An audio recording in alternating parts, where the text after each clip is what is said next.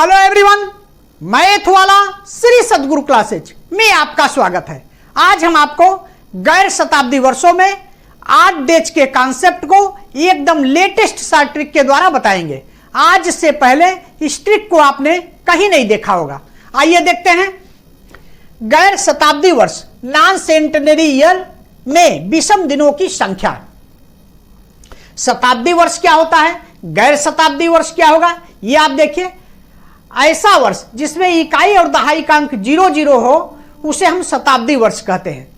जैसे देखिए 100 वर्ष, 200 वर्ष, 300 वर्ष, ये सब शताब्दी वर्ष है। इसमें इकाई और दहाई का अंक 00 है। गैर शताब्दी वर्ष क्या है, जिसमें इकाई और दहाई का अंक में से कोई एक 0 हो सकता है या दोनों में से कोई भी 0 नहीं हो सकता है। जैसे देखिए 94, 99, 167, ये सब गैर शताब्दी वर्ष है।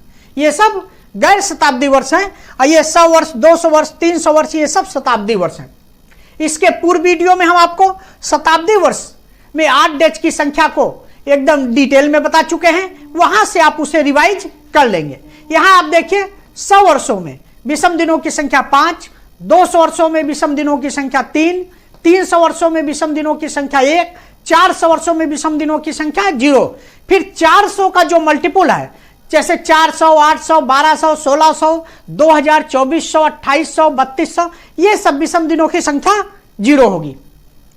इसमें जो है विषम दिनों की संख्या क्या होगी, 0 होगी, क्योंकि ये शताब्दी लीप वर्ष है। जितने भी आपके शताब्दी लीप वर्ष है उसमें विषम दिनों की संख्या क्या होगी, 0 होगी। इसको हम पूर्व वीडियो में डिटेल में बता चुके हैं। शताब्दी लीप वर्ष क्या होता है, ऐसा शताब्दी वर्ष जो कि 400 से पूर्णतः विभाजित हो उसे हम शताब्दी लीप वर्ष कहते हैं। जैसे देखिए 400 विभाजित है, 800 विभाजित है, 1200, 16, ये सब विभाजित है। इसमें जो है 8 डेज की संख्या क्या होती है, 0 होती है।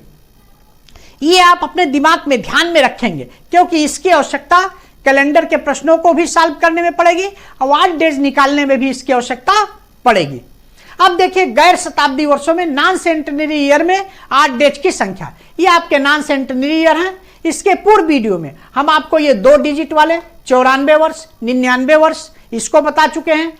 3 डिजिट वाले 167 वर्ष, 298 वर्ष, 465 वर्ष इसको भी हम आपको बता चुके हैं कैसे 8 डेज आप निकालेंगे। आज हम 4 डिजिट वाले 1946, 1947, ये जो 4 डिजिट वाले वर्ष हैं, इसको इसमें 8 डेज कैसे आप फाइंड करेंगे इसके बारे में हम आपको बताएंगे। आइए देखते हैं। पहला क्वेश्चन आपका है 1946 वर्षों में 8 डेज या विषम दिनों की संख्या कैसे आप फाइंड करेंगे या कितनी होगी। देखिए इसका भी प्रोसेस वही है। क्या करेंगे, सबसे पहले आप इसको तोड़ेंगे।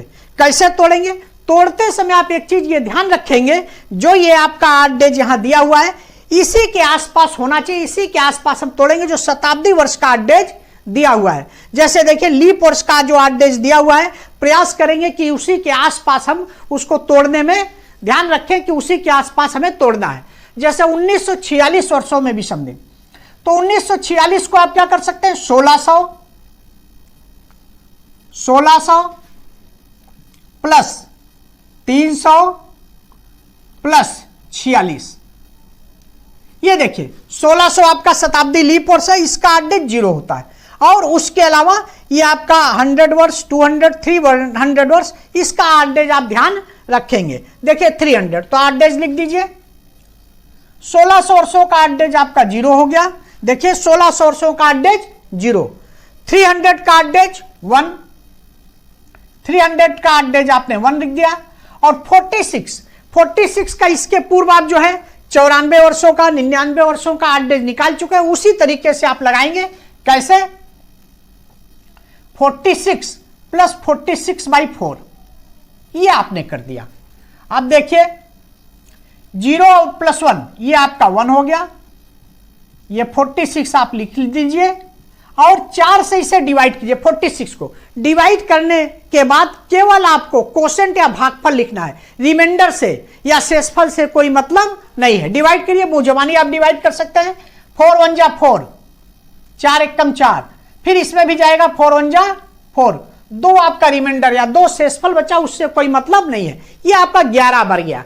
इस तरीके से आपने क्या किया, भागफल या कोशेंट को लिख दिया। अब पूरे को आप ऐड कर दीजिए।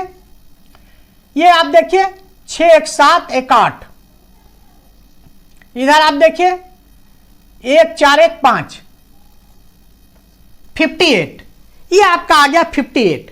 अब आप क्या करेंगे, ये देखिए 7 से अधिक है तो 7 से आप इसे डिवाइड करेंगे, 7 से आप इसे डिवाइड कर दीजिए,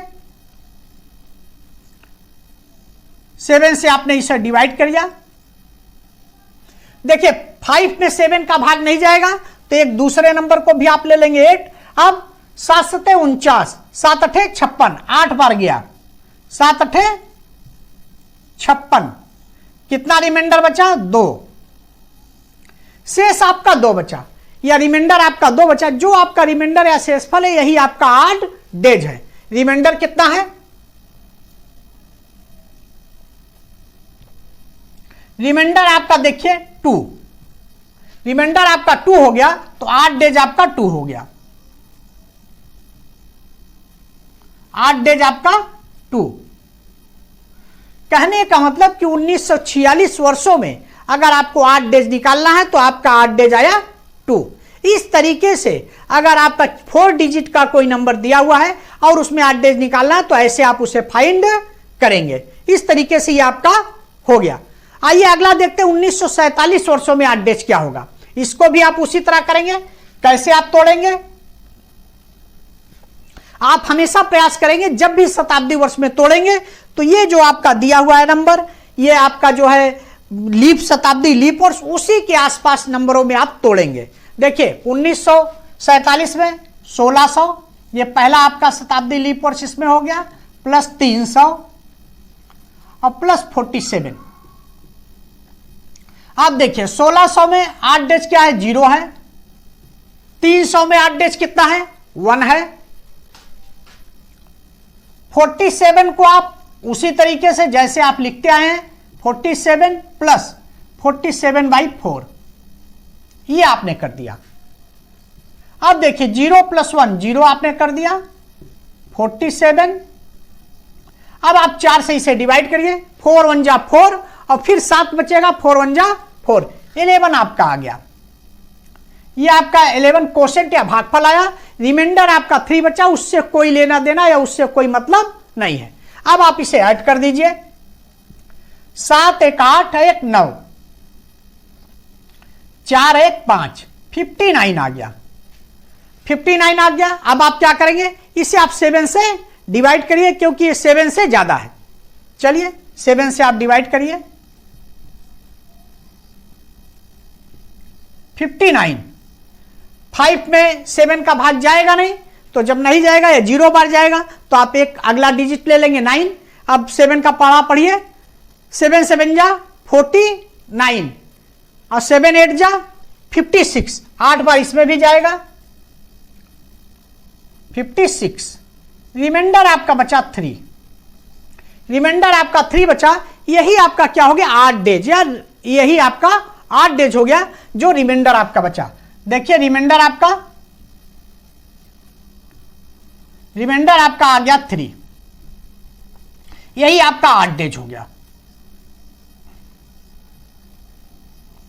यही आपका 8 डेज 3। अब देखिए 1947 वर्षों में 8 डेज कितना हुआ, 3। आपने देखा कि 1946 वर्षों में 8 डेज कितना आया, 2, और 1947 वर्षों में जो है 8 डेज 3 आया।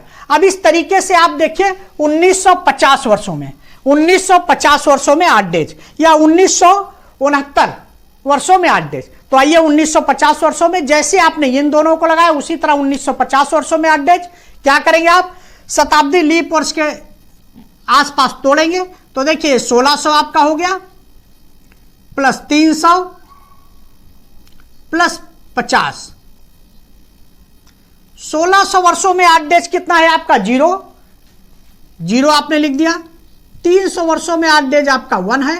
अब 50 वर्षों में क्या करेंगे, 50 प्लस 50/4, 50/4। ये जैसे आप करते हैं उसी तरीके से आपने इसको भी कर लिया।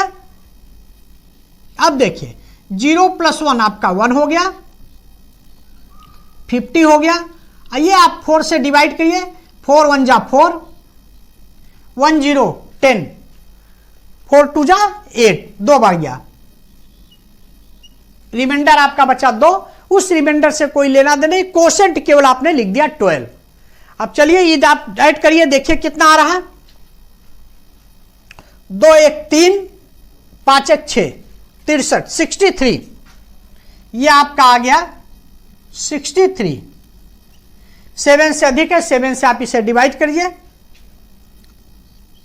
7 से आप डिवाइड करिए, कितने बार जाएगा? 6 में जाएगा नहीं, तो आप 3 भी ले लेंगे। 7 9 63, 7 9 जा 63, 7 9 63, 9 बार गया। रिमाइंडर आपका 0, रिमाइंडर आपका आ गया 0।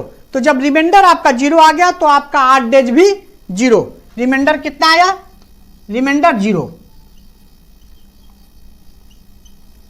Remainder is equal to 0। 8 days कितना हो गया? 8 days, 8 days is equal to 0। इस तरीके से आप देख रहे हैं कि आप क्या करेंगे, जो भी वर्ष दिया हुआ है, जितने भी वर्ष दिए उसको आप शताब्दी लीप वर्ष के समकक्ष तोड़ेंगे, क्योंकि जब आप शताब्दी लीप वर्ष के समकक्ष तोड़ेंगे तो उसका 8 डेज आपका 0 हो जाएगा। देखिए जैसे 1950 को 1600 350 में तोड़ दिया, 1600 का 8 डेज 0 हो गया, 300 का 8 डेज 1 हो गया। अब 50 को कैसे तोड़े? 50 + 50/4। ये हम आपको 94 वर्षों 99 वर्षों इन सबों में आपको बता चुके हैं कि 2 डिजिट अगर आता है तो उसको आप कैसे करेंगे। ये आपका प्रोसेस है। ये आपका हो गया 0 1 आपका 0 हो गया 50। फिर इसमें जब आप 4 से डिवाइड करेंगे तो केवल कोसेंट भागफल लिखेंगे, रिमाइंडर या शेषफल से कोई लेना देना नहीं है। तो ये आपका कोसेंट जब आप डिवाइड किए तो 12 आ गया, उसको आपने लिख दिया। अब टोटल को आपने ऐड किया तो 63 आ गया।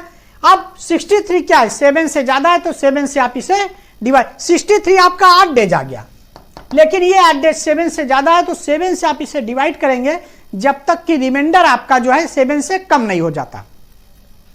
आपने डिवाइड किया, रिमाइंडर आपका 0 आ गया, तो जब रिमाइंडर 0 आ गया तो 8 डेज आपका 0 हो गया। इस तरीके से किसी भी प्रश्न में या कोई भी वर्ष आपका या ईस्वी सन दिया हुआ तो उसमें 8 डेज आपको फाइंड करना होगा। तो इस सार ट्रिक के द्वारा आप सेकंडों में मिनटों में फाइंड कर लेंगे। अब अगर ये सार ट्रिक आपको मालूम है तो कैलेंडर के प्रश्नों को आप चुटकियों में सॉल्व कर लेंगे। ये 8 डेज का टॉपिक हमारा समाप्त होता है। मिलते हैं नेक्स्ट वीडियो में। Thanks for watching. Like subscribe और शेयर जरूर करें।